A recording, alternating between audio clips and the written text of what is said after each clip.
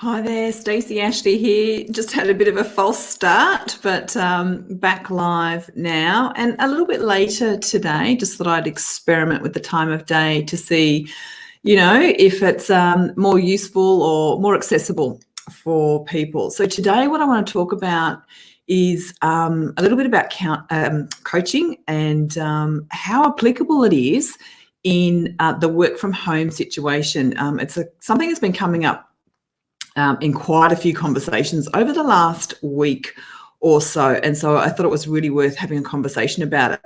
So what makes it important? I guess what I've noticed is, of course, here we are, we're all working in new circumstances and people, a lot more people are working from home. There's a lot more flexibility.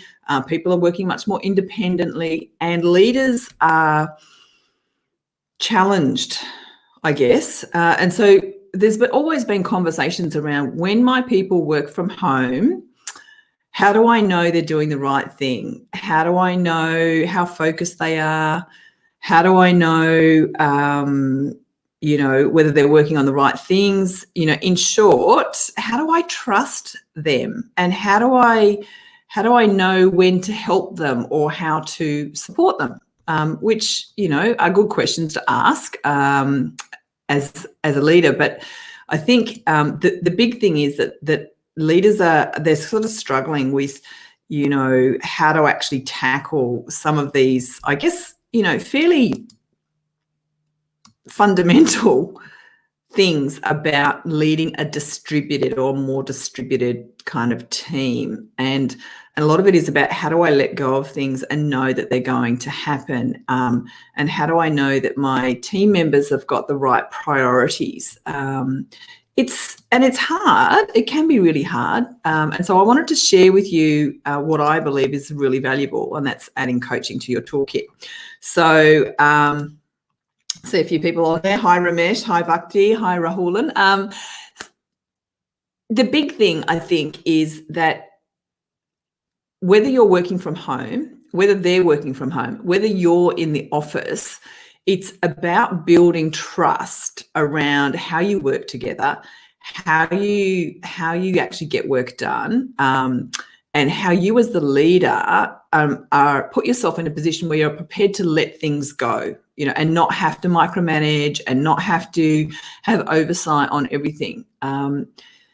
And using a coaching approach enables you to do that, and enables your team to be able to sort of step in and step up.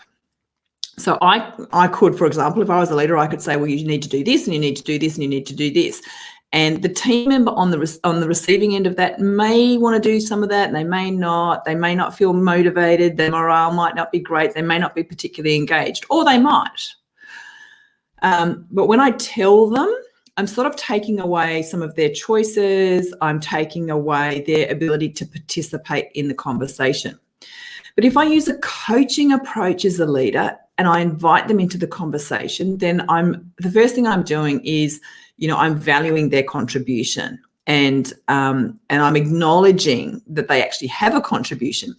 And so already they're much more likely to be engaged in that conversation and whatever the outcome of that conversation is. So that's the first thing. The second thing is, though, that if I, as a team member, if I get to choose what I work on, or how I prioritize my work, or, what order I do things in, that sort of thing, I am much more committed to following through on that than if you tell me what to do. The other thing, of course, is that if I have levels of control over what I'm doing and how I'm doing it, then I feel more empowered, and that impacts my mindset, which is much more positive and constructive. And so, again, I'm much more engaged, but I own my work and I choose to do it. And it's on me. If I chose to focus on a piece of work, it's on me if I do it. And so I become much more accountable because I got to choose it. And so a coaching approach is about enabling people to make those choices. It's enabling them to opt in. And so as a leader, you want people to opt in rather than you telling them. Yeah, the outcome that you get is going to be really different. And so now let's apply the work from home situation over the top of that, I as a leader don't necessarily have visibility the same way that I would if we were all in the same office. If you are at home or I'm at home. Now, people who've been in this situation for years will know this. When you're in a work from home situation, you get to choose what you do and in the order you do it. It doesn't mean you divorce yourself from what the rest of the team is doing, but how you go about your work has a little bit more flexibility. And because of that, you can choose to do things in a way that really works for you. And if your leader is enabling that by coaching you, all the better for all of you. You're much more committed, you're much more focused, you're working in the bursts of activity that work for you. You feel much more empowered because you've got all these choices. And that's within the bounds, of course, of your area of responsibility and your job role. It's not about discarding all of that, but it's actually about your leader saying, what are you going to focus on out of this range of responsibilities? What is it you need in order to be able to follow those through? What can I do to help, or how can I help? And then once that individual's had all of those questions and answered them and been coached and chosen what they're going to do, then the leader can step out of that because they've already offered their support and that person has got whatever support they need, and now they can just deliver. Yeah, and as the leader, that frees you up to do your job. And so by using a coaching approach, you're enabling them, but you're also enabling yourself, and you're building this trust and you're building accountability that they're going to be accountable for doing their role in a way that works for them. And that means you as the leader can let go of that, which is, a big relief apart from anything else. But it's also knowing now that you don't need to micromanage that. You don't need to hover because you've coached into that accountability with them, and now they own it and they are going to follow through.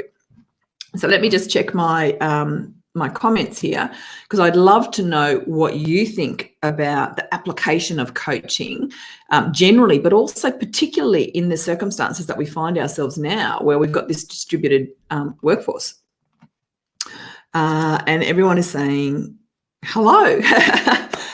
So I would love to know, what your thoughts are. How much coaching are you doing with your people right now? In fact, I just got off a webinar for one of the programs, one of my leadership programs, and this was, one of the key topics was, how do I engage my people? How do I get them to be accountable? I feel like I have to make sure that everything is getting done. Well, at the highest level, yes, you do, but that doesn't mean that you need to check every piece of work. If you have built accountability by using a coaching approach and asked them, invited them into the conversation so they choose how they approach something, how they prioritize it, what support they need, what they're actually going to deliver, all of those things, then, your work here is done.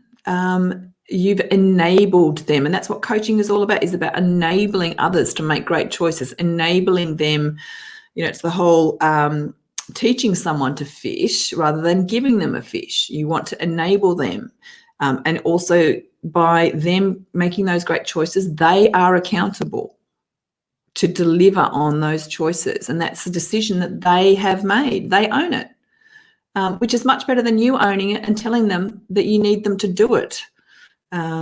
Because then you've taken their power away, which is not a great thing to do as a leader. All right.